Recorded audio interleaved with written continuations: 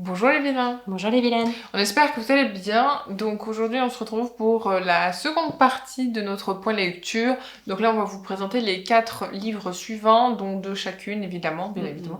Donc si vous n'avez pas vu la partie 1, n'hésitez pas à aller la découvrir, c'est la vidéo juste avant de toute façon. Et donc on va continuer tout de suite pour cette... Découverte livresque.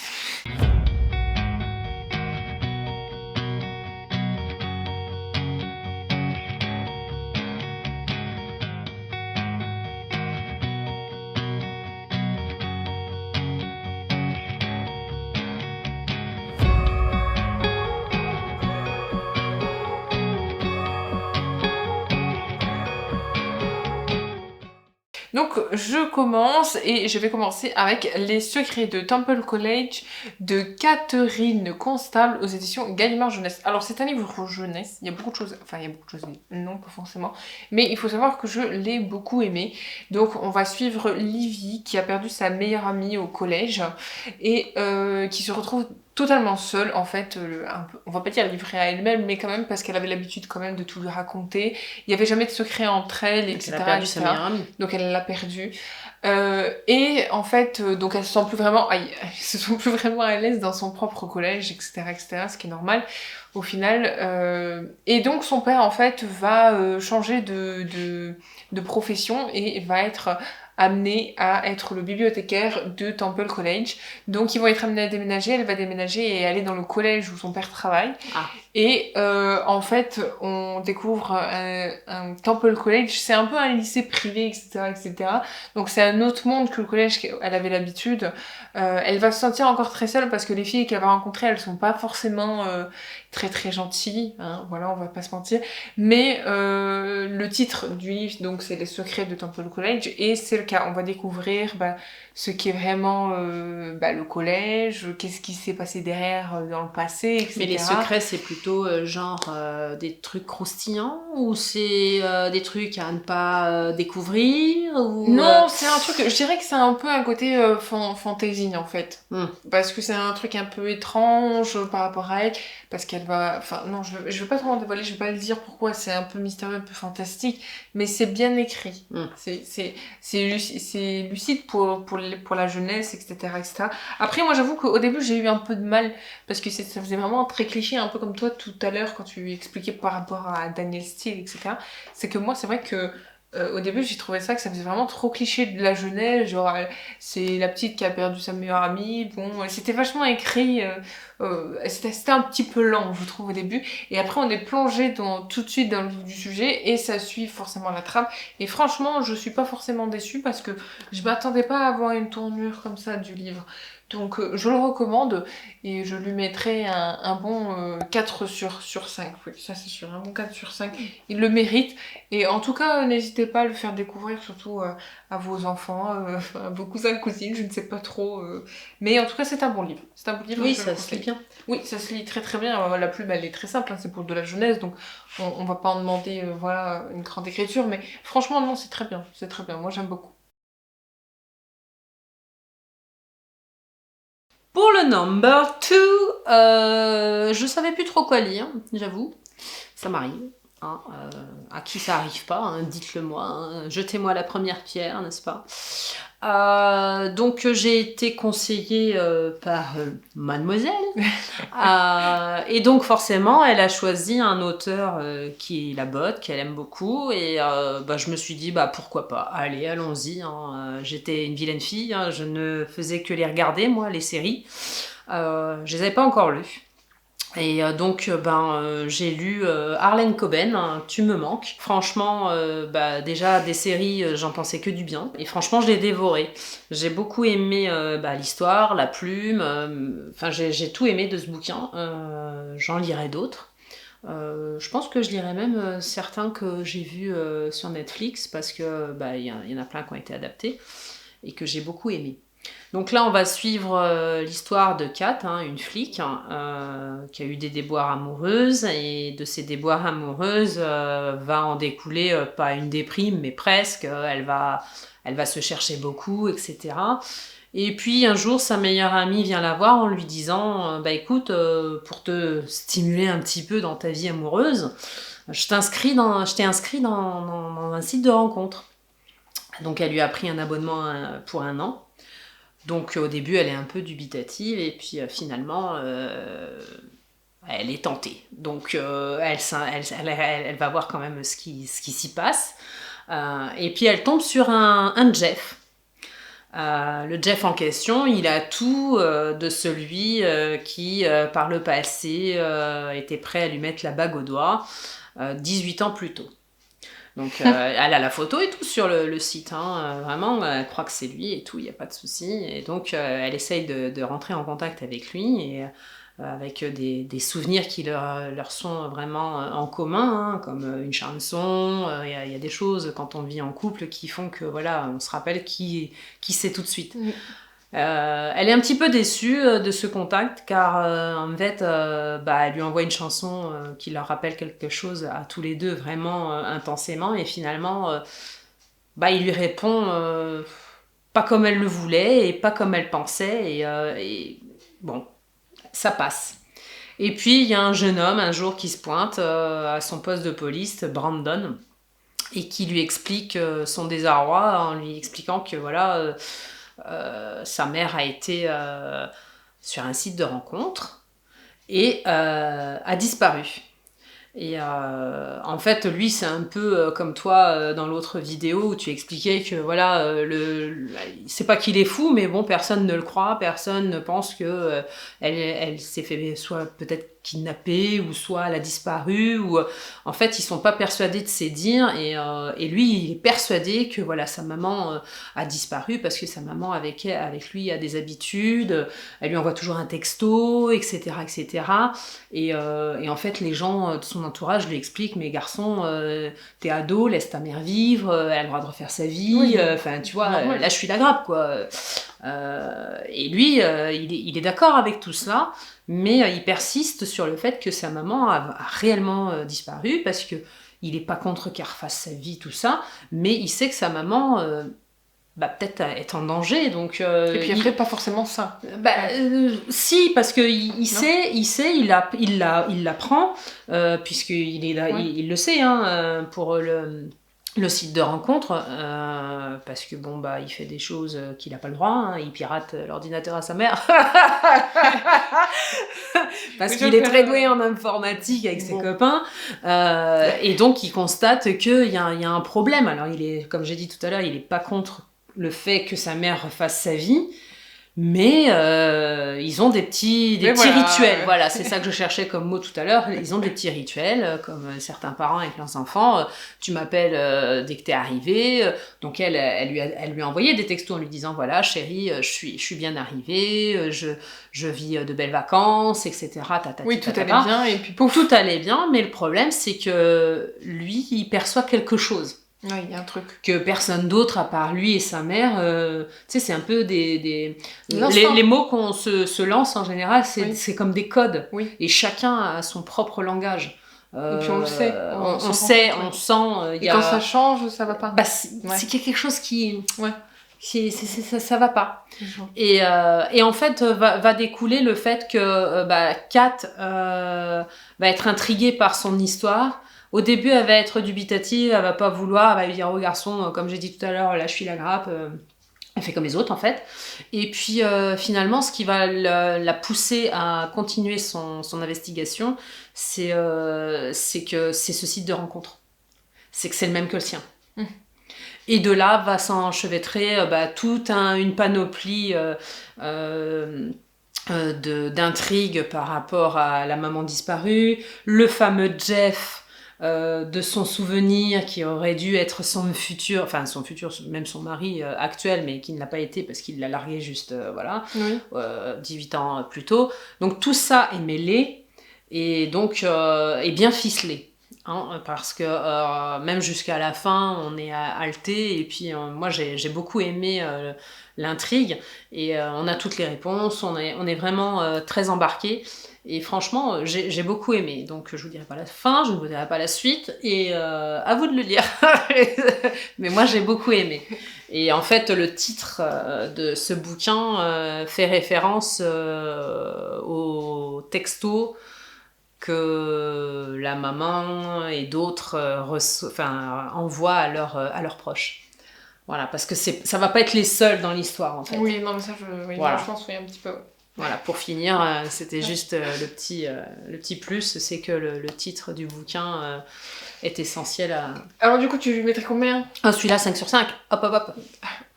J'ai beaucoup aimé, j'en lirai d'autres, et j'en regarderai d'autres, parce que de toute façon, même les adaptations sont très bien. Oui. Voilà, donc je suis très contente d'avoir lu Harlan Coben. Ensuite, moi, je vais vous parler de Si je mens, tu vas en enfer de Sarah Pinborough aux éditions France Loisirs, évidemment. D'ailleurs, on a un petit clin d'œil parce que là, il y a marqué Harlan Coben. Oui. Voilà, c'était juste pour la référence. Mais alors, moi, j'ai beaucoup aimé ce livre. Je vais vous expliquer pourquoi. Déjà parce qu'on s'attend pas forcément à ce que ce soit une histoire comme ça. Mais après, moi, personnellement, le derrière, pour moi, il veut pas dire grand chose. Enfin, moi je trouve que c'est pas vraiment un résumé, mais en même temps c'est bien parce qu'il te dit pas forcément ce que contient. Donc le derrière ne te l'aurait pas fait le lire, c'est ça que tu veux dire ? Non, ce que je veux dire c'est que ça donne envie, mais pas trop. Genre moi je m'attendais pas forcément à ça. Enfin bref, je m'exprime peut-être mal, mais voilà c'est ça. Donc on suit les aventures de Lisa, qui est une maman et qui est maman de Ava, qui est une adolescente un peu comment on dit quand une ado elle fait un peu ce qu'elle veut, elle est libre elle-même. Non, c'est-à-dire que sa mère, quand elle lui dit par exemple ce que tu citais tout à l'heure dans le livre de Harlan Coben, et qu'elle lui dit préviens-moi si tu fais quelque chose, ça l'ennuie, ça l'ennuie, elle trouve pas ça logique. C'est l'ado par excellence. Elle trouve que sa mère la colle beaucoup, que il faudrait qu'elle lui lâche la grappe, etc. C'est le langage d'ado. C'est le côté d'Ava que j'aime pas trop. Elle est toujours avec ses copines, enfin voilà, c'est vraiment c'est une ado. C'est l'ado. Après moi voilà le truc, bon bref on s'en fiche. Et on a donc après Marilyn qui est on va dire la pseudo meilleure amie de Lisa, puisque c'est sa collègue de travail depuis des années, elles travaillent ensemble, et Lisa elle veut, comme c'est dit derrière, mener une vie tranquille sans le passé qui la rattrape malheureusement dans l'histoire.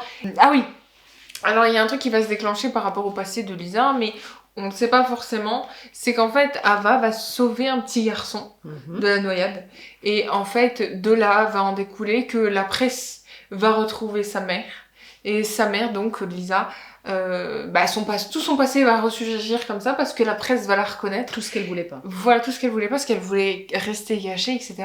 Mais il y a une raison à ce qu'elle veuille rester cachée, non ? Exactement, et en fait on va découvrir pourquoi elle veut rester cachée, etc., etc. Sauf que voilà, bref, je vais pas trop vous en dire plus, mais Marilyn a aussi une grande importance dans cette histoire, sa meilleure amie, parce que sa meilleure amie ne pensait pas que ça s'était arrivé à Lisa, elle ne savait pas son Disons passé. qu'elle savait pas tout sur sa meilleure amie. Voilà, elle savait pas tout sur sa meilleure amie, donc elle est un peu bouleversée au début, mais elle va se dire quand même, je vais quand même l'aider parce que c'est ma meilleure amie. Donc, et puis moi je la connais, si elle lui en veut quand même un petit peu, mais on sent que au final, en fait, elle va quand même l'aider. L'amitié va... Elle va rester en place. Et elle va se faire aider aussi par quelqu'un qui travaille avec Lisa, etc. Bon, je vais pas trop raconter. Et puis Marilyn aussi, elle a quand même un petit souci aussi, on va dire familial, parce que son mari est pas forcément très tendre avec elle. Et donc voilà, c'est quand même assez compliqué. Mais c'est une bonne histoire parce qu'au final, à la fin, quand même, on a toutes les réponses. Ça se finit plutôt bien. Moi, je trouve que c'est une bonne histoire à lire. C'est un bon trailer, hein, si vous êtes chaud pour lire un livre en hiver sous la neige avec un bouquin, prenez celui-ci, vous serez vous ne serez pas déçus. On n'est pas déçus avec Sarah Pinborough en général, donc moi je vous le conseille.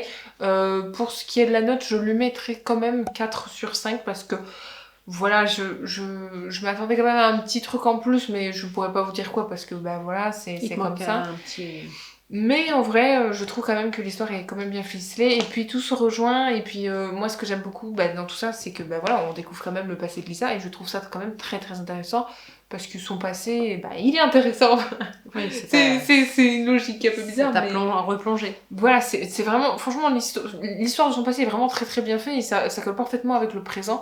Et Ava, en tout cas, est très importante aussi, puisque malgré, on va dire, le déclencheur, il va se passer des choses par rapport à elle, puisque c'est sa fille. Donc il y a des choses qui vont engendrer d'autres. Bien sûr. Et donc voilà, c'est quand même très intéressant. Et on veut savoir. On commence, on veut savoir, on va savoir. Au début, c'est quand même un petit peu long, je dirais. Et sa fille réagit comment par rapport au passé, comme ça, qui ressurgit sur une maman qui finalement elle ne connaît pas réagit tout très très mal, parce qu'elle se dit que c'est pas possible, que comment elle a pu lui cacher une chose pareille, parce qu'on s'attend pas, hein, on s'attend pas forcément à qu'est-ce qu'elle a caché. Des fois on croit connaître les gens avec qui on vit, voilà, mais pas du tout. C'est quelque chose d'assez lourd, parce que Lisa, elle, quand même, c'est tragique, mais pour elle aussi c'est tragique. Elle a vécu quelque chose de je sais pas comment dire, mais c'est très malheureux ce qu'elle a vécu. Elle est pas forcément heureuse, donc elle a essayé de donner la meilleure vie à Ava possible, et elle, au début, c'est sûr, elle va lui en vouloir. Et après, peut-être un peu moins, je vais pas spoiler. C'est pas drôle. Disons qu'avec la compréhension, après, Voilà, mais bon, comme c'est une ado qui... Voilà, et en fait, on comprend pourquoi elle est un peu sur le dos de sa fille, en fait. Voilà, je dirais pas pourquoi, mais on comprend au fur et à mesure de l'histoire pourquoi elle est un peu plus sur son dos. À lire. Pourquoi elle essaye d'être présente. Voilà, c'est à lire. De toute façon, c'est à lire. Tout est à lire. Lisez, mesdames et messieurs. En avant. Non, mais en tout cas, c'est une très bonne histoire. Je vous le conseille fortement si vous aimez les trailers. De toute façon, je pense que là, en fait, on vous en a présenté au moins 3 de trailers. Ouais. Donc, à vous de faire votre choix, voilà. Mais en tout cas, n'hésitez pas, voilà. Et moi, pour le dernier, le tout dernier, je vais vous présenter le premier tome de la saga Les 7 sœurs de Lucinda Riley. Ça faisait un petit moment que je voulais le lire, c'est enfin fait. J'avoue que je me suis régalée, je l'ai dévoré. On va suivre donc les 7 sœurs, donc, qui sont une référence à la constellation des 7 sœurs, et donc la première c'est Maya, et donc le premier tome est consacré à Maya. Donc l'histoire de ces 7 sœurs au tout début, c'est on nous installe dans une saga un peu familiale. Le papa décède, c'est un papa célibataire adoptant des petites filles. Donc 6 au total. Les 7 sœurs, je sais pas pourquoi. La 7e, je pense qu'on aura des réponses sûrement dans le 7e, mais j'y suis pas encore. En tout cas, ils y font beaucoup référence aux constellations, puisque le papa, quand il décède, il a fait construire une espèce de grosse map-monde sur le... Enfin, je crois que c'est dans le jardin de leur grande propriété. Et autour, il a mis des anneaux, et un anneau est consacré à chaque fille avec des références GPS, avec une phrase écrite de souvenir en grec. Qui représente chacune de ces filles. En tout cas, ça a une connotation en fait, c'est un petit clin d'œil de leur papa et qui leur ressemble. Et j'ai trouvé que cette histoire était bien ficelée, bien faite. Et franchement, l'histoire de Maya est très intéressante, puisqu'on va se retrouver, donc après cette mort de papa, comme j'ai dit tout à l'heure, donc il adopte 6 filles. Ces 6 filles, a priori, d'après ce qu'on comprend de la description dans ce livre, c'est qu'elles sont toutes différentes. C'est-à-dire qu'on a l'impression, et on le sait à un moment donné, que le papa, c'est quelqu'un qui, de par son travail, voyage beaucoup. Donc il va avoir, ou être amené, on pense, parce qu'on n'a pas toutes les réponses, je ne pourrais pas vous en dire plus. Même moi, je suis hypée par l'histoire parce que j'aimerais bien avoir plus de réponses, mais j'en suis qu'au premier, donc voilà. Donc le papa est quelqu'un qui voyage beaucoup, il prend les petites sur plusieurs continents, d'après ce qu'on comprend des descriptions. Donc le seul lien en commun qu'elles ont, c'est lui. Il les installe dans une sorte de manoir magnifique, idyllique. C'est quelqu'un qui leur offre tout ce qu'elles ont besoin, elles ne manquent de rien. Financièrement parlant, quand ils partent en vacances, c'est sur un yacht.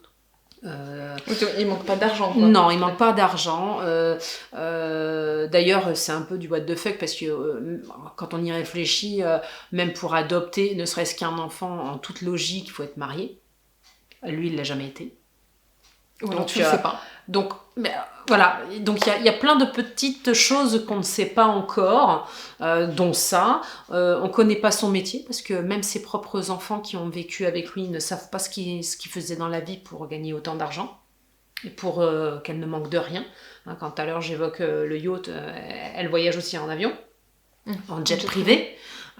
Donc quand elles ont un déplacement à faire, je sais pas moi, à New York ou autre, elles prennent le jet à papa, voilà, enfin elles manquent de rien. Leur maman de substitution, c'est donc Marina qui s'occupe d'elle, c'est une nounou qui est là depuis leur arrivée à toutes. Donc c'est leur pseudo-maman, la référence féminine c'est elle. Elle les aime comme si c'était ses filles. Et en fait, donc le papa, comme j'ai dit tout à l'heure, il leur a laissé donc cette fameuse sculpture de la mat avec les fonctions GPS, la petite description, une enveloppe chacune. Et dans ces enveloppes-là, il leur écrit à elle avec des informations, des petits souvenirs, puisque Maya a quelque chose dans l'enveloppe avec une certaine... il lui dit pas tout, il lui explique ce qu'il ressentait pour elle, donc il donne des informations, mais pas tout, sur leur propre identité, le lieu où il les a trouvés. Et là, en fait, c'est que des quêtes. J'ai l'impression que même pour Ali, la prochaine, parce que comme je l'ai fini, je sais que c'est Ali la seconde, qui va arriver dans le 2e tome. En fait, c'est à chaque fois, dans chaque tome, il y a la quête de leur identité. Mais du coup, là, et de leurs origines, pardon. T'as résolu le truc, on est d'accord, tu sais où est-ce qu'elle a été adoptée, oui. etc. Oui, on va au Brésil. Voilà, d'accord. Et donc tu sais ce qui lui est arrivé, tu sais pourquoi on sait il l'a ce qui adopté. lui est arrivé, on sait pourquoi, comment il l'a adopté. Mais on ne sait pas. Il y a des choses où il y a encore un peu d'ombre parce que, en fait, quand il est venu l'adopter, il est venu avec une femme. D'accord. Mais on ne sait pas qui c'est. Bah, sa femme ? Ben non, il n'en avait pas. Il n'y avait pas de femme. Oui, c'est vrai. Mais peut-être qu'il avait cette femme-là dans les parages pour pouvoir adopter. Je ne sais pas ce qu'il bidouillait en fait. Oui, donc il a dû bidouiller quelque chose qu'on va apprendre sûrement au fur et à mesure ou à la fin, en toute fin, peut-être le 7e tome nous dira la réponse. Mais pour l'instant, c'est plein d'énigmes. Il y a plein de choses qu'on ne sait pas. Et on découvre après des choses aussi sur Maya, sur ses aventures amoureuses, etc. Qui pensait aussi que son papa n'était pas au courant, mais contrairement à ce qu'elle croit, son père était au courant de tout et a toujours tout fait pour les aider, même dans l'ombre, parce que comme j'ai dit tout à l'heure à plusieurs reprises, c'était quelqu'un qui voyageait beaucoup, donc il n'était pas souvent là. C'était surtout Marina, leur nounou, qui s'occupait d'elle et qui gérait vraiment tout. Mais tout, aussi bien leurs déboires amoureuses, l'école, leurs loisirs, tout. C'était vraiment quelqu'un d'indispensable dans leur vie. Et franchement, c'est une belle histoire, Maya. J'ai adoré l'histoire, comment c'est ficelé, parce qu'on se retrouve au Brésil, au pied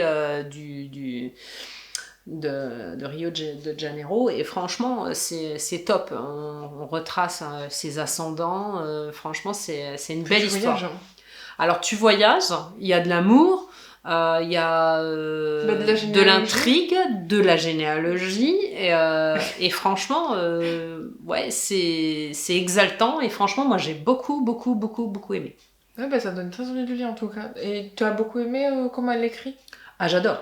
Personnellement, j'en ai entendu beaucoup parler de cette autrice, mais je ne sais pas du tout. C'est le premier que je lis d'elle, et j'en suis ravie. Et franchement, j'adore. J'adore. Ça se lit. Il y a pas de. En fait, ce que j'ai bien aimé, parce que des fois dans les sagas, c'est ce qui peut arriver, c'est que parfois, tu as quand même des petits moments assez lents. Et sachant qu'il y en a 7, je pensais que voilà, on nous ferait un peu.